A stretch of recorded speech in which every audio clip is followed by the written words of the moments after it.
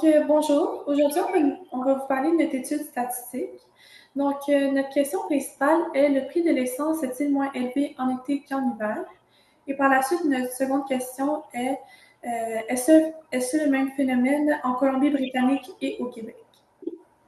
Par la suite, la population à l'étude, ça concerne le prix de l'essence au Québec et en Colombie-Britannique en été et en hiver de 2005 à 2024. Nous avons collecté des données à partir du site gouvernemental Statistique Canada. L'étude comprend un total de 39 observations, soit un mois de prix pour chaque saison, hiver et été, sur 19 ans pour le Québec et la Colombie-Britannique.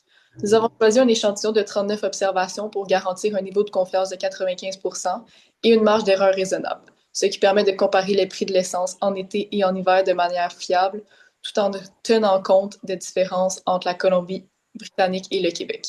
L'échantillon a été constitué à l'aide d'une méthode d'échantillonnage stratifié aléatoire où les données ont été divisées en deux sous-groupes selon les saisons. Cette approche permet d'assurer une représentation adéquate des variations saisonnières tout en réduisant le volume des données à traiter. Les données proviennent exclusivement des stations-service libre-service dans les deux villes afin d'éviter tout biais lié aux stations traditionnelles ou aux chaînes spécifiques. De plus, la période estivale et hivernale a été clairement définie pour assurer une comparabilité des résultats. Enfin, les deux villes. En choisissant deux villes différentes, nous évitons le biais géographique et assurons une comparaison pertinente des tendances des prix à l'essence entre les deux régions. Je peux changer.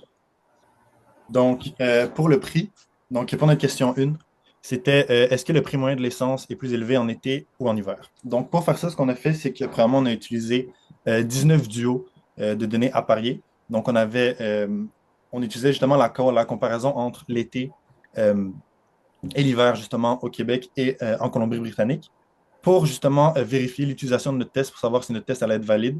On a vérifié si les données étaient des données qui suivaient une loi normale. Nos données suivent une loi normale, donc ce qui va justement valider notre test.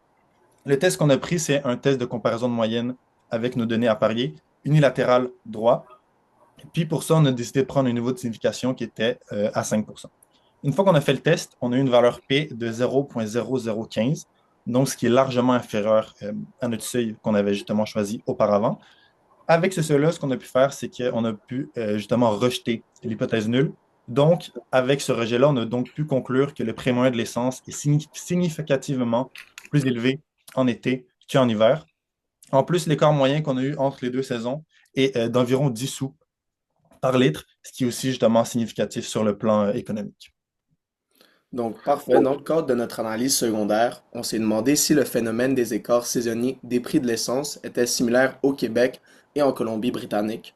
Pour ce faire, nous avons comparé les moyennes des écarts entre les saisons, 12,52 pour le Québec et 13,63 pour la Colombie-Britannique. Notre hypothèse nulle, H0, stipule qu'il n'y a pas de différence significative entre les deux provinces, tandis que l'hypothèse alternative, H1, suppose qu'il y en a une.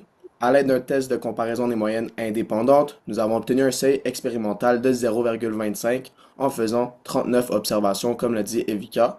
Le test est donc valide. Il s'agit également d'un test bilatéral. Étant donné que ce seuil ne permet pas de rejeter H0, nous concluons qu'il n'y a pas de différence statistiquement significative entre les écarts saisonniers des prix de l'essence dans ces deux provinces. Cela signifie que le phénomène observé est similaire au Québec et en Colombie-Britannique. De plus, la taille importante de l'échantillon renforce la fiabilité de cette conclusion. Du coup, pour finir, nous avons relevé quelques limites par rapport à notre analyse et la principale étant d'avoir travaillé sur deux villes, la ville de Montréal et la ville de Vancouver, qui sont un milieu urbain, alors que nous aurons pu travailler sur déjà plus de villes, ensuite des villes qui sont un milieu rural parce que le prix de l'essence là-bas peut beaucoup varier, étant donné que c'est lointain, le transport de l'essence peut revenir plus cher.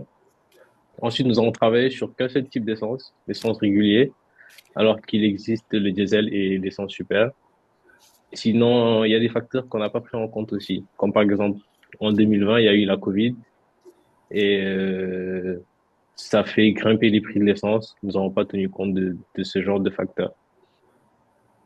Sinon, nous avons relevé que les véhicules électriques prennent de plus en plus d'ampleur et les gouvernements ont tendance à mettre des taxes sur les énergies fossiles, ce qui modifie un peu les prix de l'essence.